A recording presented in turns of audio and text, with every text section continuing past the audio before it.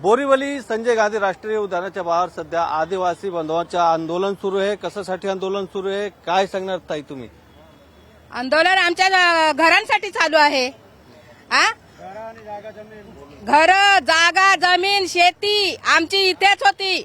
आमच्याकडे पुरावा नाही दिलेला सरकारने. आता पुरावा मागायचा नाही. आणि नवीन साहेब आले 3 वर्षासाठी. ते असं बोलत होते आमच्या मुलांची शाळा बंद करणार, तुमची लाईट बंद करणार, रस्ते बंद करणार. हे कोण आम्हाला बोलणारे आले? तुमचा कुठला अधिकार आमच्या पोरांच्या शाळा बंद करायच्या? बंद करून दाखवा शाळा. तुम्ही शिकून आले, आमच्या जाग्यावर शिकून आले तुम्ही. आमच्या पोरांच्या शाळा बंद करायला आले काय? कुठला वचन निघला तोंडातून? मला उभं करायचं होतं. आमची पोरं गेलेली, त्यांना बोलले लाईट पाणी. आम्हाला लाईटची सुविधा नाही दिली. आम्ही मजबुरीने तुमची लाईट वापरतो पण तुमचं बिल भरतो.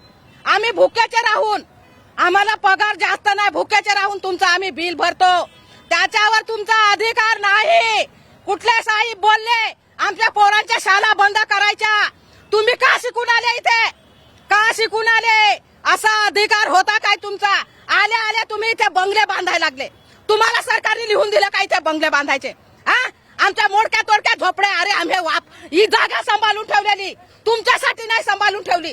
तुम्ही शिकून आले, आमच्यावर दबाव टाकायला आले काय? शिकून दबाव टाकायला आले काय? आमच्यावर दबाव टाकायचा नाही. तुमचा अधिकार नाही आहे.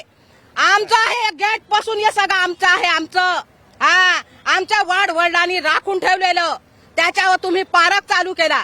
आमच्यावर दबाव टाकायचा नाही आणि आमच्या पोरांचं शाळा नाही काढायची. प्रॉब्लेम काय आहे, काय मागणी आहे तुमची, कशासाठी आंदोलन? मी मोहन सोनवणे, महासचिव, महाराष्ट्र प्रदेश राष्ट्रीय आदिवासी एकता मंच.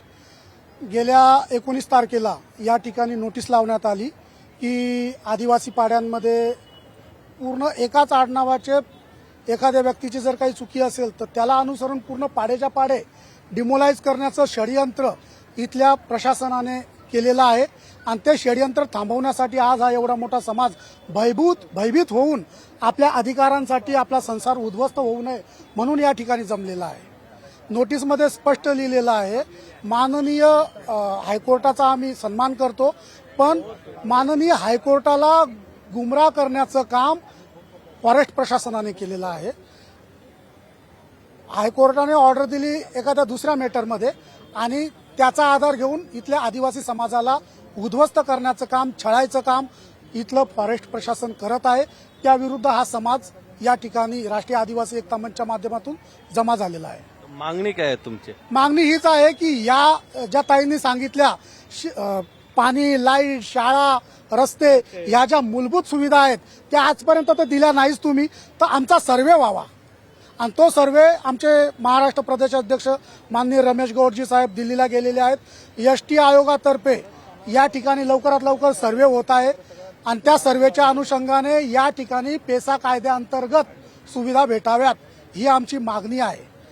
मनसेच्या वतीने तुम्ही पण आंदोलनामध्ये सहभागी आहात. काय वाटतं, निवडणूक संपल्यानंतर हा नवीन राजकारण आहे का? निवडणुकी आता झाल्या नंतर हे राजकारण आता चालू झालं आहे. आणि या ज्या नोटिसा लावल्या आहेत त्यांनी रात्री लपून छपून तिथे लावण्यात आल्या. म्हणजे लोकांना माहिती पण नाही की नोटीस आपल्याला मिळाल्या, बरोबर ना? रात्रीच्या 2-2:30 वाजता या नोटिसा लावल्या आणि त्यांना तिथे सांगण्यात आलंय की जर तुम्ही खाली केलं नाहीत तर त्या तुमच्या घर तोडण्यात येतील. या भयभीतीमुळे या सगळे इथे जमा झालेत आणि हे आंदोलन इथे छेडलं गेलं. पुढचा पाऊल काय असणार आहे? नाही, आम्ही यांच्या पाठीत आहोत. पूर्ण मनसेचा पूर्ण पाठिंबा यांच्या सोबत आहे. व्हिडिओ जर्नलिस्ट संतोष कदमसह गोविंद ठाकूर, TV9 मराठी, मुंबई.